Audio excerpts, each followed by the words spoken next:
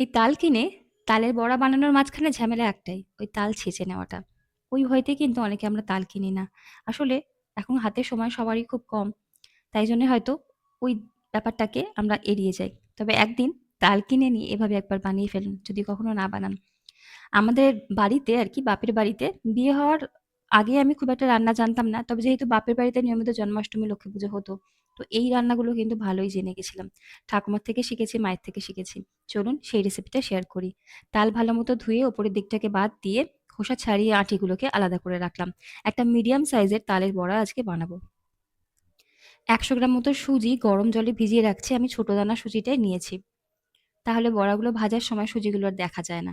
সুজিটাকে গরম জলে ভিজিয়ে অন্তত ১০ থেকে ১৫ মিনিট রেখে দেবো।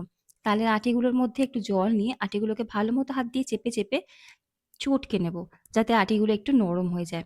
এবারে একটা ঝুড়ি উপর করে অথবা গ্রেটার দিয়ে যেকোনো যেভাবে সুবিধা হয় তালের এই আটির থেকে পাল্পটাকে বের করে নিতে হবে।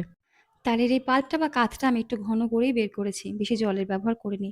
একবার অবশ্যই ছেঁকে নিতে হবে ছাঁকনি দিয়ে অথবা পাতলা নেট দিয়ে। তাহলে কি হয়, এই আঁশগুলো বেরিয়ে যাবে আর মুখে পড়বে না। তো এখানে পুরো তালের যে পাল্পটা বা কাতটাই কিন্তু বড়ার জন্য ব্যবহার করছি। ভিডিওগুলো কেমন লাগছে অবশ্যই কমেন্ট করে জানাতে ভুলবেন না। তো এবারে এর মধ্যে দিয়ে দেবো আমি ৩০০ গ্রাম মতো ময়দা। অনেকে ময়দা চালের গুঁড়ো মিশিয়ে করেন, তবে আমি শুধু ময়দা দিয়ে করলাম। চাইলে ১০০ থেকে ১৫০ গ্রাম মতো চালের গুঁড়ো এর মধ্যে দিতে পারেন। দিয়ে দিচ্ছি ভেজানো সুজি, ওই হাফ চা চামচ মতো নুন দিচ্ছি, টেস্টটাকে ব্যালেন্স করবে। ২৫০ গ্রাম মতো চিনি দিলাম, মৌরি দিচ্ছি ১ চা চামচ মতো, মৌরিটা একটু গুঁড়ো করেও দিতে পারেন। আর এখানে হাফ মালা নারকেল কোড়া দিচ্ছি, নারকেল কুচিও দিতে পারেন। আর দুটো ওই কলা দিচ্ছি, মিডিয়াম সাইজের সিঙ্গাপুরি কলা। কলা দিলে বড়াটা নরম হয় আর অনেক দিন অবধি নরম থাকে, খেতেও খুব ভালো হয়। তবে বেশি নয়, একটা মিডিয়াম সাইজের তালের জন্য দুটো কলা যথেষ্ট। সবকিছুকে হাত দিয়ে ভালো মতো মেখে নিয়ে মিনিট ১ থেকে ২ একটু ফেটিয়ে নিতে হবে। তারপর ঢাকা দিয়ে রেস্টে রাখতে হবে ৩০ মিনিট মতো। চিনিটা গলে যাবে, সুজিটাও আরো ভালো মতো ফুলে উঠবে। দেখুন এরকম নরম করে কিন্তু এই মিশ্রণটাকে তৈরি করতে হবে।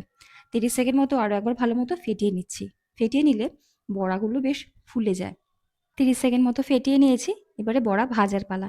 মিশ্রণটা ঠিক এরকম নরম রাখলে বড়াগুলোও নরম হবে। মিশ্রণটা শক্ত হয়ে গেলে, মানে ময়দা বেশি হয়ে গেলে বড়াও কিন্তু শক্ত হবে। পর্যাপ্ত পরিমাণে সাদা তেল গরম করে নিয়েছি। একে একে বড়াগুলো ছাড়তে থাকবো।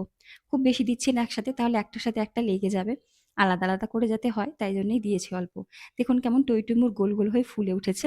মিডিয়াম ফ্লেমে রেখে সোনালি লালচে করে ভেজে নিলেই তৈরি এই অপূর্ব স্বাদের তালের বড়া।